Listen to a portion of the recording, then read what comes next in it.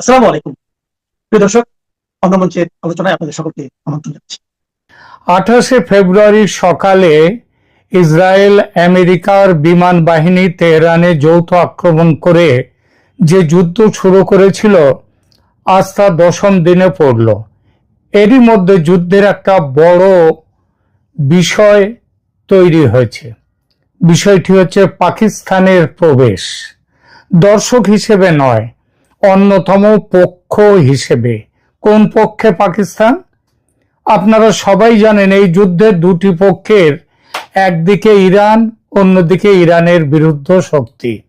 এই বিরুদ্ধ শক্তির মধ্যে আছে প্রত্যক্ষভাবে ইসরায়েল এবং আমেরিকা, আর এই বিরুদ্ধ শক্তির সহযোগী শক্তি হচ্ছে সৌদি আরব, সংযুক্ত আরব আমিরশাহী, কুয়েত, বাহরিন সহ এক গাদা আরব দেশ, যাদের পরিচয় আমেরিকার স্যাটেলাইট বা উপগ্রহ বা সহযোগী হিসেবে। এরা আমেরিকার সহযোগী শক্তি, সুতরাং তারা ইরানের বিরুদ্ধে এবং আমেরিকা ইসরায়েলের পক্ষে। খবর যেটা এসেছে সেটা হলো সৌদি আরবের ডাকে পাকিস্তান এই যুদ্ধে অংশ নিতে রাজি হয়েছে বন্ধু সৌদির সমর্থনে। তাহলে ব্যাপারটা দাঁড়ালো কি? পাকিস্তান এই যুদ্ধে প্রত্যক্ষভাবে অংশ নিচ্ছে সৌদি আরবের হয়ে, মানে আমেরিকার হয়ে, মানে ইসরায়েলের হয়ে। কার বিরুদ্ধে লড়াই করবে? ইরানের বিরুদ্ধে। আশা করি এই জোটবন্দি নিয়ে কারো কোনো প্রশ্ন নেই। আর এবার বলি সংবাদের উৎস সম্পর্কে। আল জাজিরা সমেত বিশ্বের একাধিক মেইনস্ট্রিম মিডিয়া খবর দিয়েছে সৌদি আরবের সঙ্গে প্রতিরক্ষা চুক্তির কারণে পাকিস্তান ইরান বিরোধী সংঘাতে জড়িয়ে পড়ার স্পষ্ট ইঙ্গিত দিয়েছে। আর সেই ইঙ্গিতের মূল উৎস পাকিস্তানের পররাষ্ট্রমন্ত্রী ইসাক দার। ইসাক দারের বক্তব্য পরবর্তী সৌদি পাকিস্তান নিরাপত্তা নিয়ে জেনারেল মুনিরের সঙ্গে সৌদি ক্রাউন প্রিন্সের যে বৈঠক। আল জাজিরা 7 মার্চ 2026 এক প্রতিবেদনে বলেছে, ইসাক দার সেনেট সেশন ও প্রেস ব্রিফিংয়ে সৌদির প্রতি পাকিস্তানের ডিফেন্স অব্লিগেশন বা প্রতিরক্ষা যে বাধ্যবাধকতা তার উল্লেখ করেছেন। উল্লেখ করে কি বলেছেন? যে এই যুদ্ধে সৌদির পাশে দাঁড়াতে প্রস্তুত পাকিস্তান সৌদির আমন্ত্রণে। বুঝতে কি আর অসুবিধা হয়? তাহলে আগে নিয়ে যাই অন্য কথা। ইরানের বিরুদ্ধে সম্ভাব্য আঞ্চলিক যুদ্ধে সৌদি আরবের চাপে পাকিস্তানের সম্পৃক্ততা সমালোচকদের চোখে মুসলিম বিশ্বের প্রতি এক ধরনের বিশ্বাসঘাতকতা, আর একই সঙ্গে এটা দেখিয়ে দেয় ট্রাম্প যতই বলুন ইরানের কোমর ভেঙে দিয়েছেন তিনি, এই কোমর ভেঙে দেওয়ার বুলি যতই আওড়ান না কেন তিনি, যুদ্ধক্ষেত্রে তার অবস্থান ততটা সুবিধাজনক নয়। নইলে ওয়াশিংটনের মিত্রদের মানে পাকিস্তানের মতো বাহ্যিক সহায়তার প্রয়োজন হতো না। অর্থাৎ ওয়াশিংটন নিজে সব দেখতে পারত, তা পাচ্ছে না, আর পাচ্ছে না বলেই পাকিস্তানকে ডাকার দরকার হয়েছে। বন্ধুরা, আজকের আলোচনায় আমরা এই বিষয়টি নিয়ে কথা বলবো, যা শুধু মধ্যপ্রাচ্যের রাজনীতিকে নাড়িয়ে দিতে পারে না, বরং পুরো মুসলিম বিশ্বের ভেতরকার বিভাজন, সৌদি পাকিস্তান সম্পর্ক, আমেরিকার কৌশলগত অবস্থান এবং ট্রাম্পের তথাকথিত শক্তিশালী বৈদেশিক নীতির বাস্তবতাকেও নতুন করে প্রশ্নের মুখে দাঁড় করিয়ে দিয়েছে। পাকিস্তান এখনো সরাসরি যুদ্ধে সেনা পাঠিয়েছে, অস্ত্র পাঠিয়েছে এমন নয়, তবে তারা ডাক পেয়েছে ও সেই ডাকে সাড়া দিতে রাজি হয়েছে। সুতরাং দুদিন 4 দিনের মধ্যেই তারা পৌঁছে যাবে।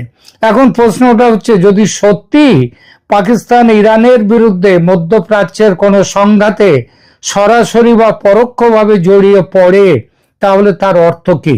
এটা কি শুধু একটি সামরিক সিদ্ধান্ত, নাকি এর ভেতরে আছে বড় ধরনের কূটনৈতিক চাপ, অর্থনৈতিক নির্ভরতা, আঞ্চলিক ভোটের রাজনীতি এবং মুসলিম বিশ্বে নেতৃত্বের লড়াই? আমার মতে এই বিষয়টিকে শুধু পাকিস্তান বনাম ইরান হিসেবে দেখলে ভুল হবে। এটি আসলে তিনটি স্তরে বোঝার বিষয়। প্রথমত, সৌদি আরব পাকিস্তানকে কেন ব্যবহার করতে চাইতে পারে? দ্বিতীয়ত, পাকিস্তান কেন এমন একটা ঝুঁকির পথে হাঁটতে চলল? আর তৃতীয়ত, এই পুরো ঘটনাটা কিভাবে ট্রাম্পের যুদ্ধনীতি ও কূটনৈতিক যে শক্তি যার কথা বলছেন ট্রাম্প, তার সীমাবদ্ধতাকে কিভাবে সামনে এনে দিল, উলঙ্গ করে দিল। প্রথমে পাকিস্তানের বিষয়টা দেখি। পাকিস্তান বহু বছর ধরেই সৌদি আরবের সঙ্গে ঘনিষ্ঠ প্রতিরক্ষা, অর্থনৈতিক ও রাজনৈতিক সম্পর্ক বজায় রেখেছে। এর উপরে আবার 2025 সালে নতুন করে প্রতিরক্ষা চুক্তিও করেছে।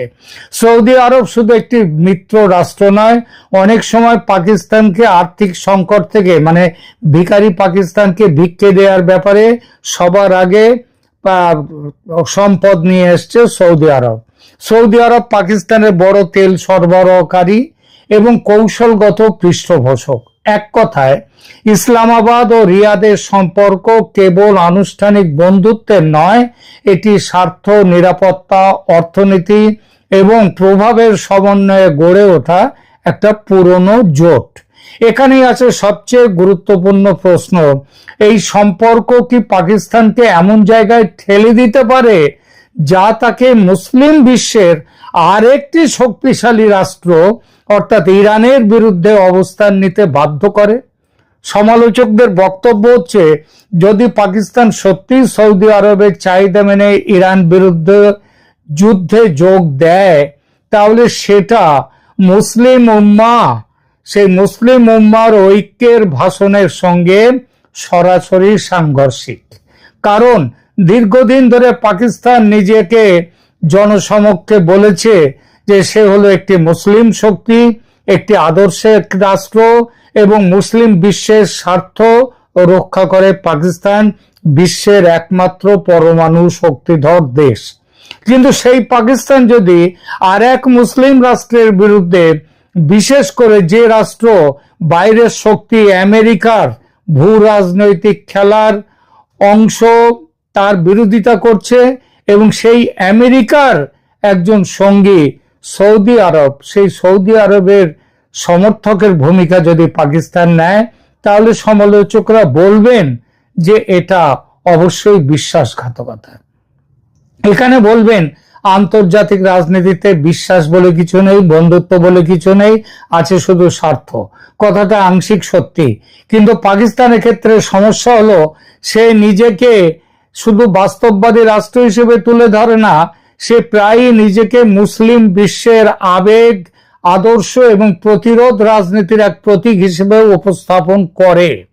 ফলে যখন সেই একই রাষ্ট্র ক্ষমতাবান আরব মিত্রের চাপে আর এক মুসলিম বিশ্বের দেশের বিরুদ্ধে অবস্থান নেয়, তখন প্রশ্ন উঠবেই, আদর্শের কথা বলা হচ্ছিল তাহলে কার জন্যে?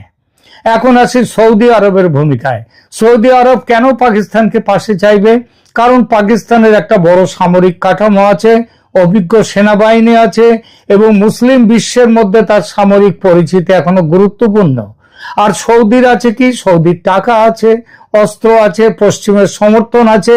কিন্তু প্রতিটি সংঘাতে কেবল অর্থ আর অস্ত্র যথেষ্ট নয়, দরকার থাকে জনবল, দরকার সামরিক আস্থা, দরকার এমন একটি রাষ্ট্র যে প্রকাশ্যে বা আড়ালে বলবে আমরা আছি তোমার সঙ্গে। সেই জায়গা থেকেই পাকিস্তানকে সৌদি আরব একটি কার্যকর অংশীদার হিসেবে দেখে। বিশেষ করে যদি সংঘাতের চরিত্র এমন হয় যেখানে সরাসরি বড় শক্তির নাম সামনে না এনে মুসলিম বিশ্বের ভেতর থেকে একটি জোট দেখানোর প্রয়োজন পড়ে, তখন পাকিস্তান শুধু একটি দেশ নয়, একটা প্রতীক হয়ে ওঠে যে দেখো, এটা শুধু সৌদির যুদ্ধ নয়, এটা মুসলিম বিশ্বের ভেতরে সমর্থন আছে। আর এখানেই বিষয়টা স্পর্শকাতর হয়ে যায়, কারণ মুসলিম বিশ্বের সাধারণ মানুষের চোখে এই ফ্রেমটি একেবারেই আলাদা।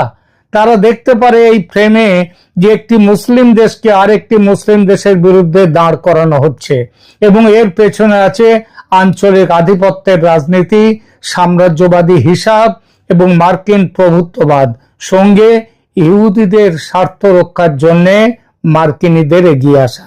ফলে পাকিস্তান যদি এ খেলায় নামে তাহলে শুধু একটি সামরিক সিদ্ধান্ত নেয় না, সে মুসলিম বিশ্বের অভ্যন্তরীণ বিভাজনকে আরো গভীর করার দায়ও নিজের কাঁধে তুলে নেয়। এখন সবচেয়ে আলোচিত জায়গায় আসি, এই পরিস্থিতি ট্রাম্পকে কিভাবে প্রশ্নের মুখে ফেলে দিয়েছে। ট্রাম্পের রাজনৈতিক ভাষা আমরা সবাই চিনি। তার বক্তব্য হুঙ্কার আছে, হুমকি আছে, দম্ভ আছে, বড় বড় ঘোষণা আছে। তিনি এমন এক নিজের ছবি আঁকতে পছন্দ করেন যেখানে মনে হয় আমেরিকা এবং তিনি একাই সবকিছু নিয়ন্ত্রণ করতে পারেন, প্রতিপক্ষকে কোণঠাসা করতে পারে এবং চাইলে দ্রুত, যত দ্রুত সম্ভব ফল বের করে আনতে পারে।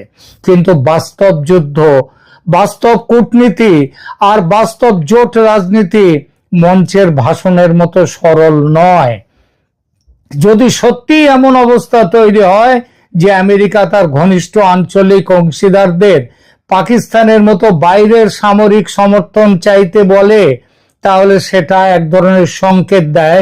সেই সংকেত হলো আমেরিকার পরিস্থিতি ভালো নয়, মাঠের পরিস্থিতি ততটা সহজ নয়, প্রতিপক্ষকে যতটা দুর্বল ভাবা গিয়েছিল ততটা দুর্বল তারা নয়, এবং নিজেদের শক্তি সম্পর্কে যে দম্ভ তাদের আছে সেই দম্ভটাও বাস্তবে প্রমাণিত নয়। অর্থাৎ বাইরে যত মুখে শক্তির বুলি শোনা যাক না, ভেতরে ততটাই কিন্তু খালি ব্যাপার। এবং এইখানেই পাকিস্তানকে দরকার পড়েছে। এক কথায় বললে সত্যিকারের শক্তিধর পক্ষকে বারবার অন্যের কাঁধ খুঁজতে হয় না। যদি ট্রাম্প প্রশাসনের অবস্থান সত্যিই এত মজবুত হতো, যদি যুদ্ধক্ষেত্রে বা কূটনৈতিক ময়দানে তাদের কর্তৃত্ব এত নিরঙ্কুশ হতো, তাহলে পাকিস্তানের মতো রাষ্ট্রকে টেনে আনার দরকার হতো না। এই দরকারটাই দেখিয়ে দেয় যে ট্রাম্প তার যা শক্তি বলছেন আর বাস্তবে তার শক্তির যা প্রকাশ পাচ্ছে দুটো এক জিনিস নয়। গত কয়েকদিন ধরে ইরান যেভাবে লড়ছে সেই ব্যাপারে প্রতিবেদন তৈরি করে আমি এই কথাটাই বলেছি। এখানে আরো একটা গুরুত্বপূর্ণ বিষয় আছে। আমেরিকা যখন কোনো সংঘাতে সরাসরি মুখ হয়ে উঠতে চায় না, তখন সে প্রায় আঞ্চলিক বন্ধুদের ঠেলে দেয় সামনে। এতে দুটো লাভ হয়। প্রথমত সরাসরি দায় কিছুটা কমানো যায়, দ্বিতীয়ত সংঘাতকে স্থানীয় সংঘাত বলে তাকে আলাদা করে দেয়া যায়, যেন এটা বাইরের শক্তির আমেরিকার চাপ নয়। কিন্তু সমস্যা হলো এইসব কৌশল মানুষ কিন্তু ধরেও ফেলে খুব তাড়াতাড়ি। মানুষ বুঝে যায় যে কেন পাকিস্তানকে ডাকা হচ্ছে, পাকিস্তান কেন আসছে, আর এইসব কে কাকে সাহায্য করবে। এ কারণেই পাকিস্তানের সম্ভাব্য সম্পৃক্ততা শুধু ইসলামাবাদের সিদ্ধান্ত নয়, এটা আমেরিকার সিদ্ধান্ত। এবং সেই আয়নায় যে ছবি দেখা যায় সেটা হলো ট্রাম্প আদৌ শক্তিমান ভাবমূর্তি যেটা দেখাচ্ছে আদৌ তা নয়, বরং উল্টোটা দেখা যাচ্ছে। অতিরিক্ত উচ্চকণ্ঠ প্রশাসন, নিজের ক্ষমতা নিয়ে বড় বেশি বুকনি, অথচ অন্যকে ডাকতে হচ্ছে লড়বার জন্যে। পাকিস্তানের জন্য এই পথ মোটেই সহজ নয়, কারণ তার নিজের দেশেও এই প্রশ্নে বড় ধরনের বিরোধিতা তৈরি হতে পারে এবং শুরু হয়ে গেছে। পাকিস্তানের ভেতরে শিয়া জনগোষ্ঠী আছে। শুধু শিয়া কেন, যে কোনো সাধারণ মুসলমান, সে যে পক্ষেরই হোক না কেন, যে পন্থেরই হোক না হোক, শিয়া হোক, সুন্নি হোক কিংবা অন্য যাই হোক না কেন, ইসরায়েল আমেরিকা জোটের বিরুদ্ধে সমস্ত মুসলমান। তারা ইরানের পক্ষে। এছাড়া ইরানের সঙ্গে পাকিস্তানের দীর্ঘ সীমান্ত আছে, বেলুচিস্তান প্রশ্ন আছে, আফগান ভূ রাজনীতির চাপ আছে। সবচেয়ে বড় কথা, ইরানের সঙ্গে সরাসরি বৈরিতা পাকিস্তানের অভ্যন্তরীণ নিরাপত্তাকে অস্থিতিশীল করতে পারে। অর্থাৎ ইসলামাবাদ যদি রিয়াদের খুশির জন্য বা ওয়াশিংটনের সুবিধার জন্য, ইসরায়েলকে বাঁচাবার জন্য তেহরানের বিপক্ষে কোনো সক্রিয় ভূমিকায় যায়, তাহলে তার খরচ শুধু বাইরের ময়দানে নয়, ভেতরের রাজনীতিতেও গুনতে হবে পাকিস্তানকে। এই জায়গায় পাকিস্তানের সামনে এক ধরনের দ্বৈত সংকট তৈরি হয়েছে। একদিকে আমেরিকার সঙ্গে সম্পর্ক নষ্ট করার ঝুঁকি, অন্যদিকে ইরানের সঙ্গে উত্তেজনা বাড়ানোর ঝুঁকি। একদিকে আর্থিক ও কূটনৈতিক লাভ সৌদির সাথে, আমেরিকার সাথে, অন্যদিকে আদর্শিক অবস্থান ও আঞ্চলিক স্থিতিশীলতার শক্তি। আর এই দুইটাই সংকট দেখিয়ে দেয় পাকিস্তান কোনো স্বাধীন কৌশলগত সুপার পাওয়ার নয়, সে হচ্ছে বড় শক্তি আর ধনী মিত্রদের ভাড়া করা পুতুল। যেমন নাচাতে চাইবে তেমন নাচবে। এবার মুসলিম বিশ্বের দৃষ্টিকোণ থেকে বিষয়টা দেখি। বহু সাধারণ মানুষ, বিশেষ করে যারা ফিলিস্তিন, ইরাক, সিরিয়া, লিবিয়া, ইয়েমেনের অভিজ্ঞতা দেখেছে, তারা এখন আর আমেরিকার ওই বহু ব্যবহৃত নিরাপত্তা দেব আমরা, স্থিতিশীল রাখবার জন্য যুদ্ধ দরকার, এসবগুলোকে বিশ্বাস করে না। তারা জানে এসব যুদ্ধের আড়ালে আছে আমেরিকার প্রভাব বিস্তারের লড়াই, সম্পদ ও রুট নিয়ন্ত্রণের হিসাব এবং রাজনৈতিক আনুগত্য তৈরি করার পরিকল্পনা। সেই অভিজ্ঞতার জায়গা থেকে দেখলে পাকিস্তানের এমন কোনো ভূমিকাকে দুনিয়ার কোনো মুসলমান তারা সমর্থন করবে না, তারা একে ঘৃণা করবে পাকিস্তানকে। কারণ মুসলিম বিশ্বের মানুষ এখন খুব স্পষ্টভাবে একটি প্রশ্ন করে, যখন মুসলিমদের উপর আঘাত আসে তখন এত ঐক্যের ডাক কোথায় থাকে? আর যখন এক মুসলিম রাষ্ট্রের বিরুদ্ধে আর এক মুসলিম রাষ্ট্রকে দাঁড় করানোর দরকার হয়, তখন এত দ্রুত সামরিক জোট কিভাবে তৈরি হয়ে যায়? এই প্রশ্নের উত্তর সহজ নয়, কিন্তু প্রশ্নটি বৈধ। আর এই বৈধ প্রশ্নের মুখোমুখি পাকিস্তানকে দাঁড়াতেই হবে। আমি মনে করি এই পুরো ঘটনাটার সবচেয়ে বড় শিক্ষা হলো, মধ্যপ্রাচ্যের যুদ্ধ কখনো শুধু মধ্যপ্রাচ্যের নয়, এটা দক্ষিণ এশিয়ায় প্রভাব ফেলছে, মুসলিম বিশ্বের জনমতকে বদলে দিচ্ছে, আঞ্চলিক জোটকে পুনর্গঠিত করছে এবং বড় শক্তির আসল চেহারাটাকে খুলে ধরেছে। তাই পাকিস্তান যদি ইরান বিরোধী কোনো সামরিক ফ্রেমে ঢুকে পড়ে এবং যদি সৌদির পাশে দাঁড়িয়ে যুদ্ধে নামে, তাহলে সেটা শুধু একটি সামরিক পদক্ষেপ নয়, এটা দীর্ঘমেয়াদী রাজনৈতিক অবস্থান, যার মূল্য অনেক বড় করে পাকিস্তানকে কিন্তু চোকাতে হবে। সবশেষে আমি একটাই কথা বলবো, এই ইস্যুকে শুধু পাকিস্তান কি করলো এই প্রশ্নে সীমাবদ্ধ রাখলে চলবে না। আমাদের দেখতে হবে কে পাকিস্তানকে কোথায় ঠেলছে, কেন ঠেলছে এবং এই প্রক্রিয়া থেকে কার লাভ হচ্ছে। সৌদি আরব তার আঞ্চলিক প্রতিদ্বন্দ্বিতায় পাকিস্তানকে যদি ব্যবহার করে, আর যদি আমেরিকান কৌশলগত দুর্বলতা ঢাকতে সেই সমীকরণকে কাজে লাগানো হয়, তাহলে পাকিস্তান কেবল একটি অংশগ্রহণকারী দেশ নয়, সে হয়ে উঠবে এই অন্যের যুদ্ধের বাহক, ভাড়া করা সেনা। সে আমেরিকা, ইসরায়েল এই শক্তির পক্ষে দাঁড়াচ্ছে। আর তখন সমালোচকদের এই বক্তব্য আরো জোরালো হবে। এটা শুধু একটি সামরিক সিদ্ধান্ত নয়, এটা মুসলিম বিশ্বের অভ্যন্তরীণ সংহতির বিরুদ্ধে একটি অবস্থান। একই সঙ্গে এটা ট্রাম্পের উচ্চ স্বরে ঘোষিত আমি শক্তিমান, এই আমেরিকা তার এই রাজনীতিকেও প্রশ্নবিদ্ধ করে। কারণ সত্যিকার শক্তি নিজের ভাষণে নয়, নিজের সক্ষমতায় প্রমাণ করতে হয়। আর যখন সেই সক্ষমতায় ঘাটতি দেখা যায়, তখনই বড় কথার আড়াল থেকে বেরিয়ে আসে অন্যকে ডেকে নিয়ে আসা, অন্যের উপরে নির্ভরতা। সুতরাং পাকিস্তানের সম্ভাব্য এই পদক্ষেপকে যদি একটি বড় রাজনৈতিক বার্তা হিসেবে পড়তে চাই, তাহলে সেই বার্তাটা খুব স্পষ্ট। মুসলিম বিশ্বের ভেতরকার বিভাজন যত বাড়ছে, ততই বাইরের শক্তির খেলা সহজ হচ্ছে। আর ট্রাম্পের মতো নেতারা যতই শক্তির মুখোশ পরুন, বাস্তব ময়দান ততই বলে দিচ্ছে তাদের যুদ্ধনীতি নির্ভর করছে অন্যের কাঁধে ভর করে, অন্যের ভূখণ্ড ব্যবহার করে এবং অন্য দেশের সেনার উপর ভিত্তি করে। প্রিয় দর্শক, আপনারা কি মনে করেন? পাকিস্তান যদি সত্যি ইরান বিরোধী কোনো জোটে সক্রিয় ভূমিকা নেয় এবং যেটা নিতে চলেছে, তাহলে সেটি কি কেবল কূটনৈতিক বাস্তববাদ, নাকি মুসলিম বিশ্বের সঙ্গে এক ধরনের ধিক্কারযোগ্য বিশ্বাসঘাতকতা? বিচার করুন পাকিস্তানের এই সিদ্ধান্ত সম্পর্কে আপনি কি বলবেন? আপনাদের মতামত জানান। ভূ রাজনৈতিক বিশ্লেষণ পেতে সাবস্ক্রাইব করুন চ্যানেল ক্যালকাটা ডায়ালগস। ধন্যবাদ।